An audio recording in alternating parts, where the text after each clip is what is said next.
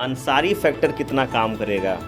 और गाजीपुर में फंडा दूसरा नहीं चलेगा, योगी फंडा वहाँ चलेगा। अंसारी फैक्टर काम करता इस बार तो और करेगा। एक अकेला हिंदुस्तान को बचाने वाला चुनाव है। गाजीपुर की सीट पे क्या इक्वेशन वहाँ पे समझ में आ रहा है? देखिए, आजमगढ़ और मऊ इन दोनों ज़िले की प्रतिभाएं अलग हैं। जो बैकवर्ड यहाँ ज़्यादा हैं, बैकवर्डों की सीटें हैं। आजमगढ़ में बैकवर्ड ज़्यादा है, मऊ में बैकवर्ड ज़्यादा है, लेकिन गाजीपुर जो आप कह रहे हैं, गाजीपुर सामान्य ज़्यादा है और वहाँ सामान्य ही वोट निर्णायक होता है। सामान्य वोट जिधर जाएगा वही वहाँ से चुनाव जीतेगा। अंसारी फैक्टर कितना काम करेगा?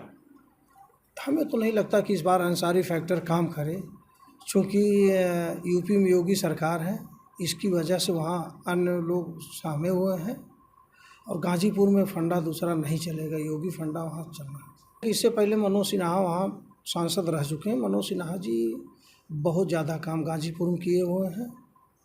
उस कार्य की वजह से समाजवादी पार्टी कमज़ोर वहाँ हो सकती है। लेकिन एक चीज़ तो जो है कि बीजेपी ने जो कैंडिडेट दिया है वह बहुत चर्चा में, कभी उसका नाम वहाँ मैं भी नहीं सुना और वहाँ के लोग भी नहीं सुने होंगे। तो अचानक से ऐसे व्यक्ति को उतार देना जिसका जो चर्चा में न रहा हो, तो ये कहीं न कहीं से नुकसानदायक हो सकता है। लेकिन राजपाल इसके पहले वहाँ से बीजेपी चुनाव भी जीती थी, तो यह ज़रूरी नहीं कि वहाँ कोई फैक्टर काम आवे। हाँ, लेकिन यह है कि जो बीजेपी के प्रत्याशी हैं इनको मुकाबले के लिए मेहनत करनी होगी। आपका इस पे क्या कहना है गाजीपुर पे? गाजीपुर में हमेशा अंसारी फैक्टर काम किया है।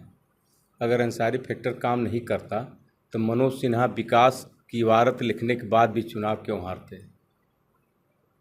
वहाँ अंसारी फैक्टर काम करता इस बार तो और करेगा। तो अंसारी फैक्टर पे काम करेगा नहीं करेगा, थोड़ा सा इस पे डिटेल में और जाएंगे। तो आपको क्या लगता है आशुतोष जी, अंसारी फैक्टर काम करेगा कि नहीं करेगा?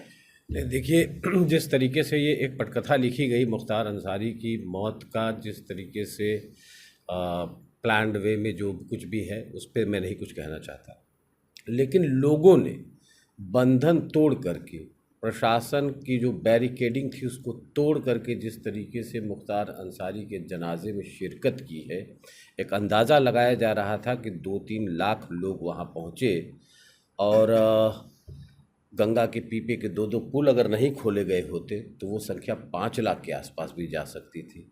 ये अपने आप में बताने के लिए काफ़ी है कि कभी वो फैक्टर उतना काम किया हो न किया हो, लेकिन इस बार तो करने ही जा रहा है। बात नंबर 1। बात नंबर 2 कि अभी हमारे मित्र शक्तिशरण पंत जी कह रहे थे और ये सही है कि पशुपति नाथ राय रहने वाले तो गाज़ीपुर के हैं, लेकिन ये चुनाव पार्लियामेंट का हो रहा है भी वो मजबूत आदमी। मनोज सिन्हा का वो करीबी माना जाता है और मनोज सिन्हा जी चूँकि उपराज्यपाल है नहीं लड़ सकते, लेकिन तो इसीलिए उन्होंने उनको टिकट भी दिलवाया है।